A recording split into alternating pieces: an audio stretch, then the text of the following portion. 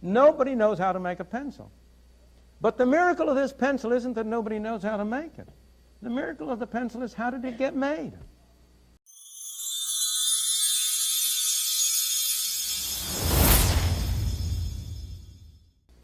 I know no better way to bring this out than by a very simple example that I owe to an old friend of mine, Leonard Read, who once wrote a little article called "I the Pencil."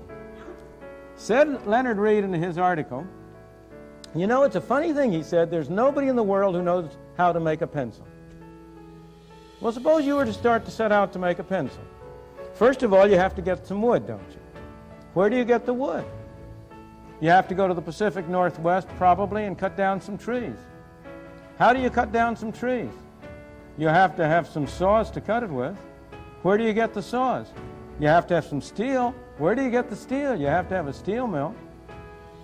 In order to have the steel mill, you have to get the iron ore, and you can add all the rest. So in order to know how to make a pencil, you would have to know everything there is to know about how to start from iron ore and coal and get iron and convert it into saws and cut down trees. But that's only the beginning. This black stuff in the middle that we call lead isn't lead. It's graphite, I think. I'm not absolutely sure. And I am told it comes from some mines in South America.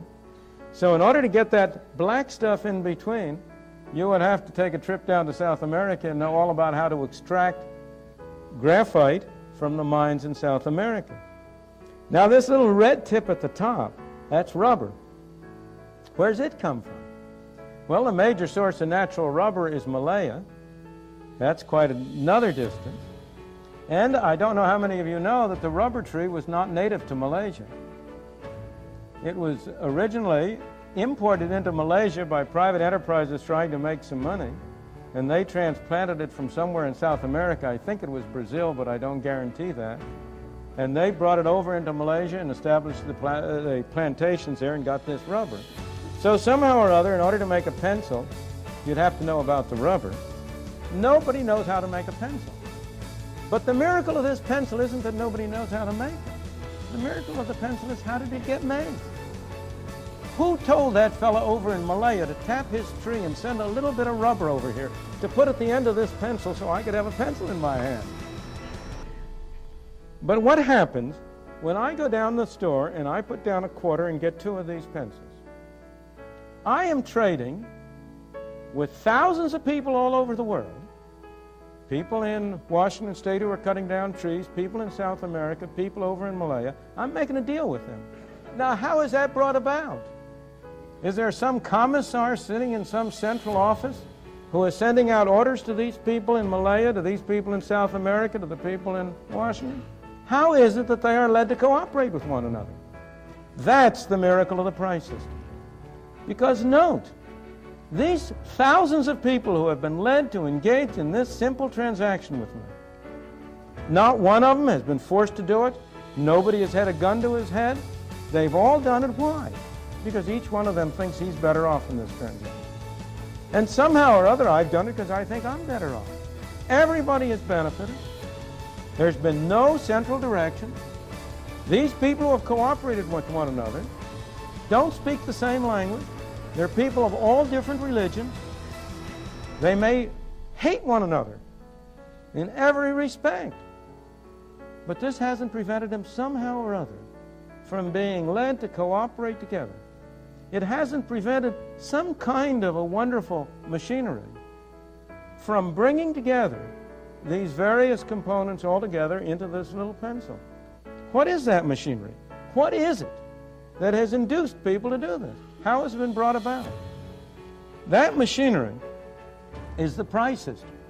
That machinery is what the story is all about. That machinery is what enabled the United States to develop as it did. Because it's this price system which has the great virtue that it doesn't require any central direction. It doesn't require any commissar. It doesn't require people to be able to talk the same language. It doesn't require people to be of the same religion. In fact, the beauty of the price system is that when you buy this pencil, you have no idea the religion of the people who went into it, whose work went into it. When you buy your daily bread, you don't know whether the wheat was grown by a black man or a white man, by a Chinaman or an Indian or anybody else. And as a result, the price system enables you to have cooperation among millions of people peacefully, cooperating on one little phase of their life, while each one goes about his own business in respect of everything else. It works so well, it works so efficiently, that ordinarily we're not aware of it. It's like your car. It never occurs to you what a complicated business it is until 3 o'clock in the morning on a dark road it stops functioning. And then you suddenly realize it's a complicated mechanism. And it's the same way with the price system.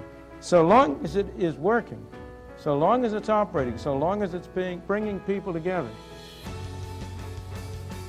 it doesn't even occur to you that it's this kind of a complicated mechanism. How is it that it achieves this bringing of people together? Fundamentally, at bottom, the essential idea of the price mechanism is that both parties to a transaction can benefit, provided it is voluntary and not coerced.